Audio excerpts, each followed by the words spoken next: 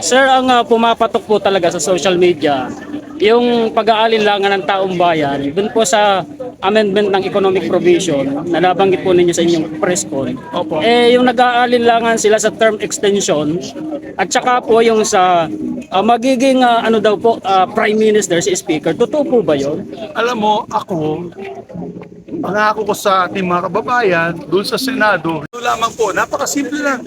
Yung para lang maging legal at constitutional ang Public Service Act na pinasa namin, maglalagay lang kami ng maliit na amendment doon sa Articles on National Patrimony and Public Services na unless otherwise provided for by law, para yung mga dayuhan na gustong pumasok dito sa bansa, hindi na sila mahirapan.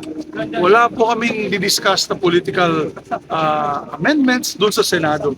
Kaya napaka-clear. Yung final po namin resolution, napaka-simple lamang po ng mga amendments. Kaya ako pangako sa taong bayan yan. Pag meron kami tinake up na political amendments, resign na po ako bilang Senate President. That is my commitment to the Filipino people. Kaya hanggang economic lang po yan para lalong lumago ang ekonomiya natin. And that's it. No other agenda, no other amendments.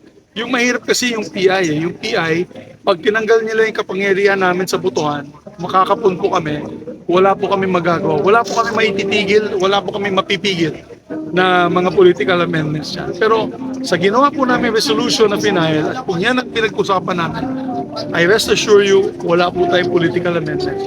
We like to assure the public. It will be my political head at stake kung kung merong may sisingit naman ganyan dito sa, at least sa amin sa Senado, hindi namin papasingit yan. If there will be a move like that, then I will resign as Senate President. It's as simple as that. We guarantee you, I guarantee you, it is only simple economic amendments to the economic provisions and para gumanda yung bansa at hindi para sa kapakanan ng ilang tao, lalo na sa mga politiko. Sir, Thanks, sir, guys. sir, meron po kasi nagsabi, Thank you. may nagsabi po kasi sir na bakit daw kailangan baguhin na ang konstitusyon samantalang pwede naman gumawa na lang daw ng mga batas o Gumawa na kami ng batas eh. Meron na kami itong what you call Public Service Act. Yan ang nagbubukas na sana ng 100% ownership sa telecommunications, sa airports, seaports, yung mga highways, tollways.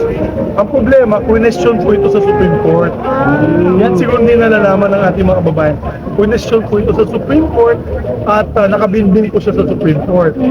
Ibig po sabihin, hindi pa sure ang batas. Kasi baka sabihin ng Supreme Court, yan ay unconstitutional, paano naman yung mga investors aalis ulit dito sa ating bansa? So pupunta ng Vietnam yun, Thailand, Indonesia, kawawa naman ang Pilipinas. So ang gusto natin, gawing constitutional mga provision of public services. Kaya nag-file po tayo. Pero hanggang doon lamang. At my commitment, that is the commitment of the Senate. Kasama ko sila kanina, 100% commitment nila. Wala pong usapin politikal. Yan ang pangako namin sa taong bayan. Kami, halal kami ng buong bansa. So, natatakot po kami sa ating mga constituents, yung ating mga kababayan sa buong bansa. So, well, because in the Senate, we're only going to pass economic. So, it will not carry if let's say the House passes political amendments, hindi kami papayag. So, stalemate. The President said in our meeting last week that very simple, na let the Senate take the lead and adopt the Senate version. Very clear yun. We had several witnesses and the Speaker agreed. So, we leave it at that. We will pass only very few economic provisions. Pinagbabawal namin yung ownership of land sa mga dayuhan. Ayaw namin yun. So it only leaves us with the national patrimony and public services. It leaves us with education kasi gusto po namin dekalidad, no? Kalidad na edukasyon papasok dito. Mga Harvard, mga Stanford, ganun, pasok sila. And yung pangatlo, yung advertising, yun lamang po. We're limited to 3 of these amendments. And that's it. No, at least kagandahan nito, it's specific. Specific po siya. Alam ng taong bayan. Yung People's Initiative, hindi po natin alam ano pag-usapan nila dyan.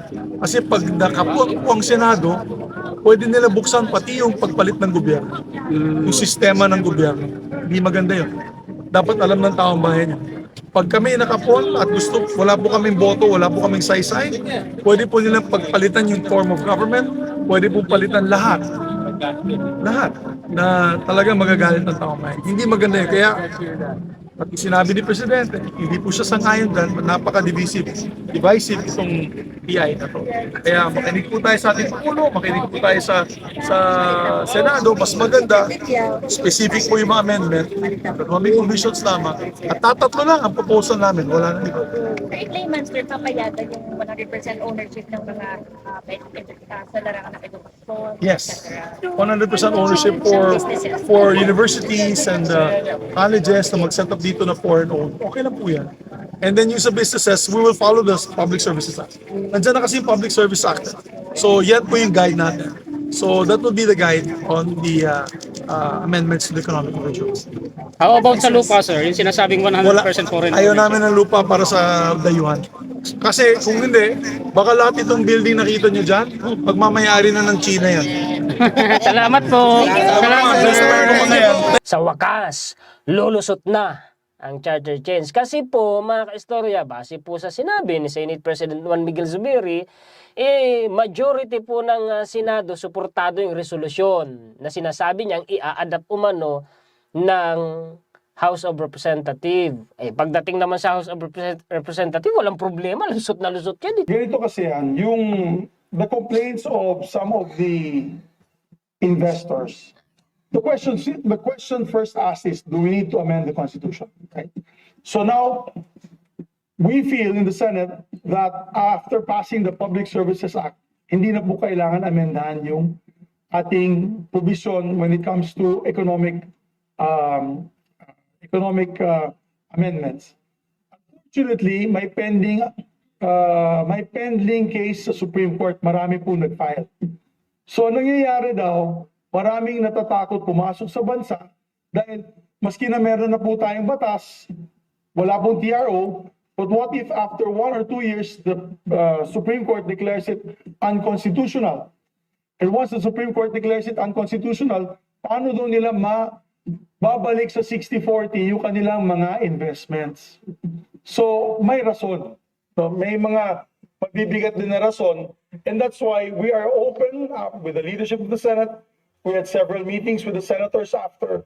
We are open to discussions on the amendment of the Constitution on these particular provisions. But we're going to do it separately, voting separately.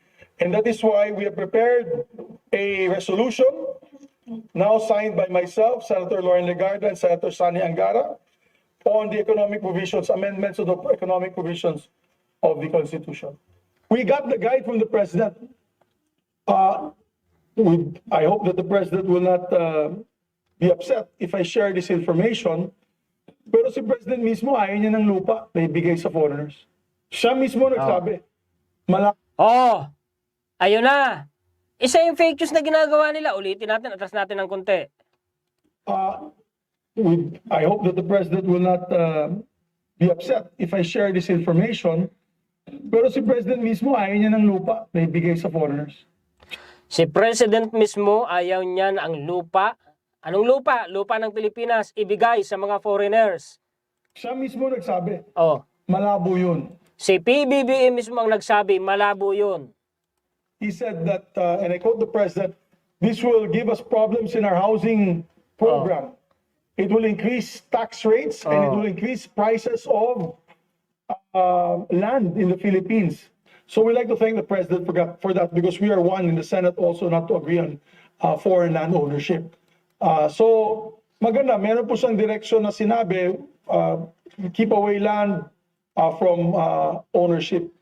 And even media, sabi niya, ayaw din niya ng media kasi kung may foreign ownership of media, baka mag-influence peddling pa yan dito on certain agendas. So ayaw din niya po yun. My eyes were open because we had a meeting with Frederick Go, yung kanyang officer or the presidential assistant for his economic team.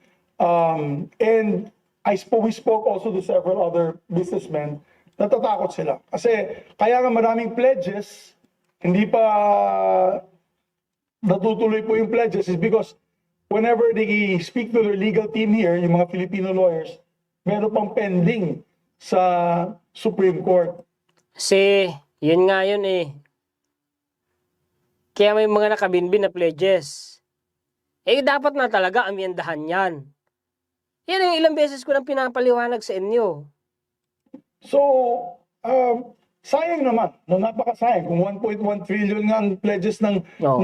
mga dayuhan na mag-set up ng mga businesses dito, bakit naman natin sila atsapuera? Ay pupunta lamang yan sa Vietnam, pupunta lamang yan sa Thailand, sa iba't ibang bansa, kawawa naman ang Pilipinas. So, Yun yung pinapaliwanag ko sa inyo. Binanggit ko na yan din dati sa isa kong live stream nung nag-discuss ako ng economic provision ng 1987 Constitution. Kako, yan nagpapabigat, nagpapahirap yan sa trabaho ng presidente. Kasi kako, sipag-sipag ng Pangulo na imbitahan, kumbinsihin ng mga foreign investors na mag-invest dito sa Pilipinas. Marami naman nangangako na mag-i-invest dito sa Pilipinas. Yung mga pledges. Kaso pagtingin nga nila sa economic provision ng 1987 Constitution natin, Constitution yan ha, the highest law of the land. Makikita nila, dihado sila. So bakit naman sila makikipag sapalaran sa isang bansang magiging dihado sila? Samantalang, pwede naman silang pumunta ng Thailand, ng Vietnam, kung saan mas maluwag po doon kaysa dito sa Pilipinas. Diba? Nagets nyo na, ayan diba sabi ko sa inyo, may mga punto yung sinasabi natin. Yun din yung sinabi ni Senate President. we listen to the pulse of the public and also the business sector para sa ganun ay makapasok talaga at magkaroon ng legacy and legacy projects and investments in the country. Sir, It is not, I'd like to say that iba kasi yung panahon nun, iba yung panahon na yun. Yes. I think when we passed the 1987 Constitution, it was not effective because at that time, all countries at that time were looking inward, di ba? Nationalistic ang tendency noon, nung 1980s. Ngayon po, globalized na yung economy natin. And by doing this, definitely erases all doubts na gusto po natin ng foreign investments na pumasok sa ating bansa. So, we limit it to economic, as what we promised the President, we limit it to economic provisions, and we'll be discussing on economic provisions on this particular Senate resolution. Okay. Ang linaw. Walang term limit na magpapahaba sa termino ni PBBM. Wala rin po yung magiging Prime Minister si Speaker Martin Romualdez. Wala po. Wala. Malinaw yun. Senate President na mismo ang nag-debunk sa mga marites at maritos na yan. Pag-share po at pakilike mga kaistorya.